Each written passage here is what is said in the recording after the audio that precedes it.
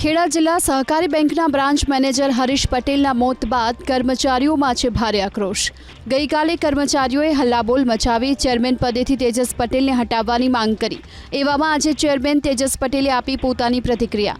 તેજસ પટેલ અનુસાર બેંકના પડતર કામો પૂરા કરવા દરેક કર્મચારીઓની ફરજ છે। 17 તારીખે નાબાર્ડનું ઇન્સ્પેક્શન થવાનું હોય બ્રાન્ચની પડતર કામગીરી રજાના દિવસે પણ પૂર્ણ કરવા તમામ બ્રાન્ચના મેનેજરને જાણ કરી હતી। જો કે અકસ્માતમાં સેવાલિયા બ્રાન્ચના મેનેજર હરીશ પટેલનું મોત થયું તે દુઃખદ છે।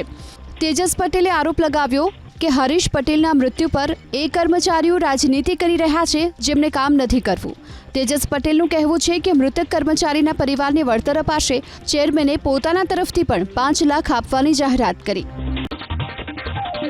ભરૂચના જંબુસરમાં લવ જેહાદનો કિસ્સો। 2 યુવકોની પોલીસે કરી ધરપકડ। બંને યુવક પર આરોપ છે પોતાની ઓળખ હિન્દુ તરીકે આપી સગીર વયની સગી બહેનોને પ્રેમ જાળમાં ફસાવ્યાનો, બાદમાં લગ્નની લાલચ આપી દુષ્કર્મ આચર્યું।